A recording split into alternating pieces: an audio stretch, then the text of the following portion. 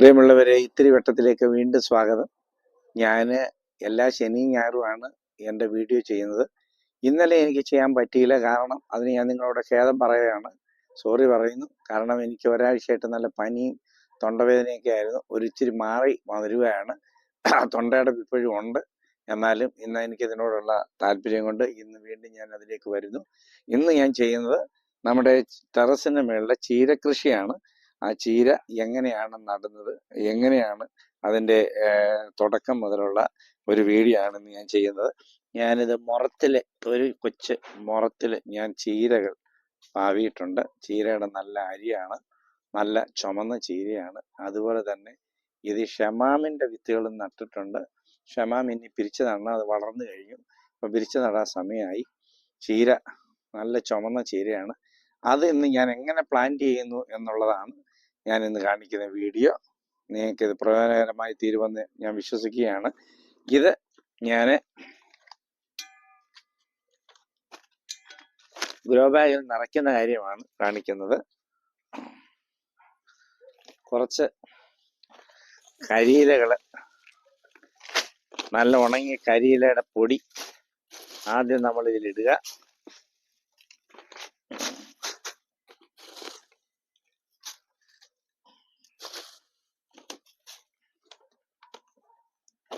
അതിനുശേഷം ഇത് ഞാൻ കൂട്ട്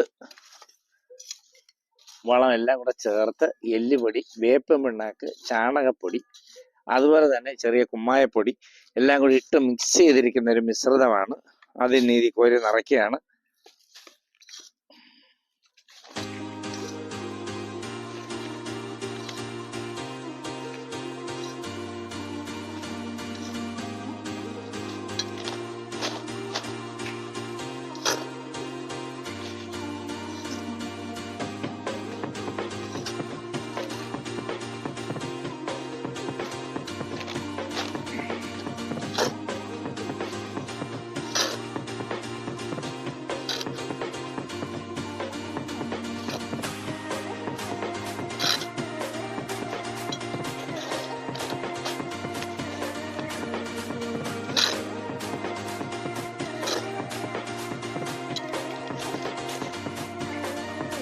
നമ്മൾ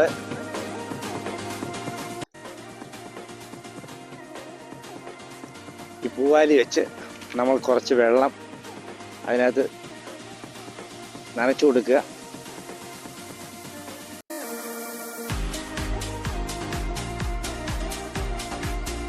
പൂവാലിയാകുമ്പോൾ വലിയ കുത്തൊഴുക്കില്ലാതെ നമുക്ക് അത് ഒഴിക്കാനായിട്ട് പറ്റും. പൂവാലി വെച്ച് നമ്മൾ ആ മണ്ണ് ഈർപ്പമുള്ളതാക്കി എടുക്കുക. കാരണം ഞാൻ ഈ സമയം തിരഞ്ഞെടുത്തതിൻ്റെ പ്രധാന കാര്യം എന്ന് പറഞ്ഞു കഴിഞ്ഞാൽ രാവിലെ ഒന്നും നമുക്ക് പറ്റത്തില്ല. കാരണം അത് കഴിഞ്ഞാൽ നല്ല ചൂടാണ്. ഇപ്പോഴാണെങ്കിൽ ഒരു സന്ധ്യാസമയം ആയതുകൊണ്ട് ഇപ്പം ചൂടില്ല. രാത്രിയിൽ ഇപ്പം നമ്മളിത് നട്ട് കഴിഞ്ഞാൽ രാവിലെ ഇത് വാട്ടലില്ലാതെ നമ്മൾ രാവിലെ നട്ട് കഴിഞ്ഞാൽ പ്രശ്നമാണ്, അത് വാടിപ്പോകും. അതുകൊണ്ട് ഞാൻ ഈ സന്ധ്യാസമയം തിരഞ്ഞെടുത്തത്. ഇപ്പോൾ നല്ല എക്സ്ട്രീം ചൂടാണല്ലോ കേരളത്തിൽ എല്ലായിടവും. അതുകൊണ്ട് ഇതിപ്പം നമ്മൾ പാകത്തിനായിട്ടുണ്ട്. അത് പതിയെ നമ്മൾ ഇതിനകത്തുനിന്ന് ചീരയുടെ തൈകൾ നമ്മൾ പതിയെ ഇളക്കിയെടുക്കുക.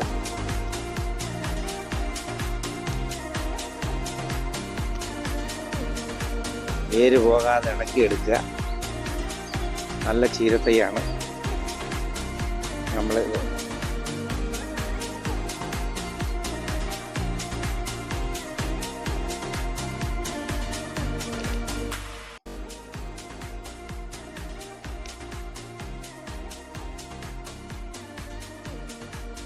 നമ്മളത് വെറുതെ മണ്ണിനകത്തോട്ട് താഴ്ത്തി വെച്ചാൽ മതി. ഞാൻ കുറച്ച് മണ്ണ് ഹാഫ് ഇട്ടിട്ടുള്ളൂ, ഗ്രോ ബാഗിൻ്റെ പകുതി എടുത്തേ ഇട്ടിട്ടുള്ളൂ. നിറച്ചിട്ട് കഴിഞ്ഞാൽ പിന്നെ നമുക്ക് റീഫില്ല് ചെയ്യണമെങ്കിൽ പിന്നെ പ്രയാസമാണ്. അതുകൊണ്ടാണ് ഞാൻ കുറച്ച് മാത്രം ഇട്ടത്.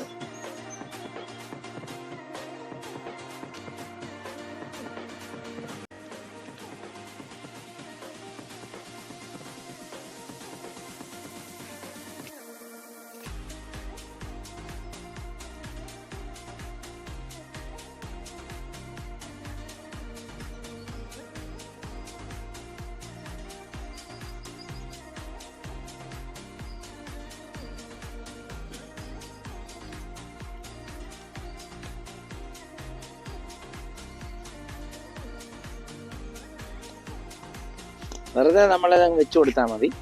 പിന്നെ നമ്മളതിന് ഒരു മൂട് പിടിക്കാൻ വേണ്ടി ശകലം മണ്ണുകൊണ്ട് അതിൻ്റെ നീരെ ഒന്ന് ചേറി കൊടുക്കണം.